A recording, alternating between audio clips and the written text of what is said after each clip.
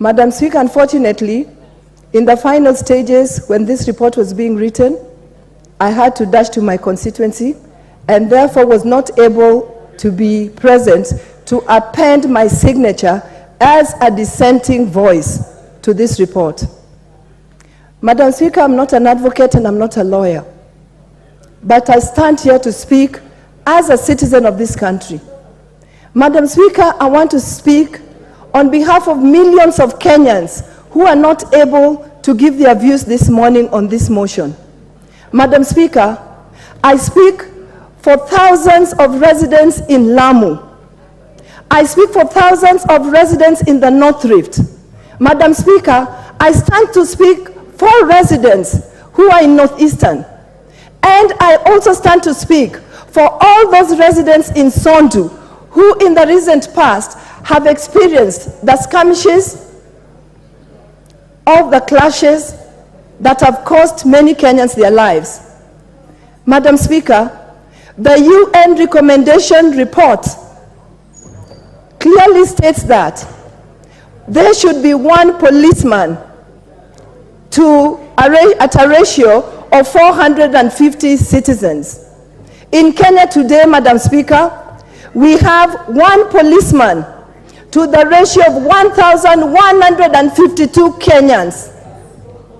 Madam Speaker, the result of this can clearly be seen in this country, where the impact of few police officers is felt in the violent occurrences in many parts of this country, where many Kenyans end up losing their lives. Madam Speaker, we've been told that security does not lie in the numbers of security officers. That might be true, but Madam Speaker, you can only train and make good quality of numbers that you have. Madam Speaker, we know that charity begins at home. Madam Speaker, where is the sense in taking 1,000 police officers to Haiti when Kenyans are dying in need of protection, in need of service from their police officers? Madam Speaker, the government or the head of the government took an oath to protect the lives of its citizens. Madam Speaker, you don't protect the lives of your citizens by taking police officers who are supposed to protect them away from them to a land called Haiti.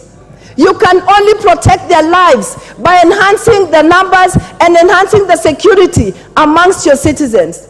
Madam Speaker, we've also been told in this report, and we've heard from the leader of majority, that Kenya owes it to the international community, which we are part of.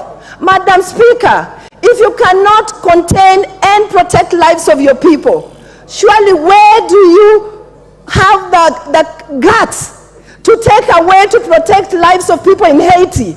Madam Speaker, we've been told that Haiti is a land of gangs where no president can sit pretty, because so far 4 presidents have been beheaded and murdered, and the gangs maraud the whole land of Haiti. Madam Speaker, I want to agree with our leader of minority that in taking these 1,000 officers to Haiti, we are actually doing nothing but sending them there as sacrificial lamb, because in a country that's ruled by gangs, in a country where there's no law and order, in a country where there's no respect for human life, why, Madam Speaker, give me one reason why we take 1,000 of our officers into that land. Madam Speaker, I stand here to register my dissent and opposition to this project of taking our members to... Mike. Honorable Speaker, I'm sorry to disrupt my sister. Honorable Buyu to finish. Honorable Speaker, I was rising on standing order 106 on irrelevance and repetition, because I have listened to the Honorable Rozah Buyu continuously repeat herself on issues to do with Sondu. And when I looked at the motion before the House, Honorable Speaker, at least towards the end as she was completing, she was speaking about Haiti, because the debate was on the deployment to Haiti. Honorable Speaker, more importantly, I have a copy of the report, and the Honorable Rozah Buyu, as she has asserted, is a member of this committee. And Honorable Speaker, I was going to advise Honorable Speaker the kind of things Honorable Rozah Buyu was alluding to are things I have seen a very diligent member of that committee in the name of Honorable Kaluma, what he did. He has been able to express himself in a dissenting report. The Honorable Rozah Buyu, I'm told, never even attended the committee sittings to benefit from, and the minutes are there, Honorable Speaker. I'm not just speaking to things I do not know, because minutes of the committee are in the report. The Honorable Rozah Buyu never attended a single meeting of the committee and now seeks to speak to the gallery with a lot of irrelevancies about Sondu and other areas. Honorable Speaker, I will just beg that we be relevant in line with Standing Order 106 and restrict ourselves to the issue of Haiti, not Sondu, not Kikuyu, not Baringo, and other areas, Honorable Speaker. I think, Honorable Rozah, I'll give you 2 minutes so that you can finish your, because you were interrupted. Thank you, Madam Speaker. Madam Speaker, for the records, I was in the meeting, the joint meeting of the two committees, Committee of National Assembly and Committee of the Senate. And I deliberated, and even in that committee, I actually voiced my opposition.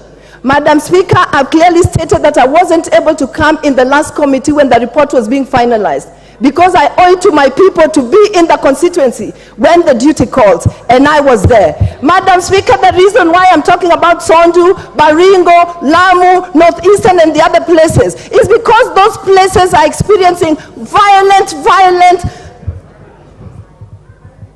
that's actually leading to deaths of many people, Madam Speaker. It is the police who are charged with responsibility to protect Kenyans. These are the police we want to take away from Kenyans to take to Haiti. Madam Speaker, the leader of majority sometimes should learn to be relevant himself instead of standing up on useless point of orders. Thank you, Madam Speaker. Help me there.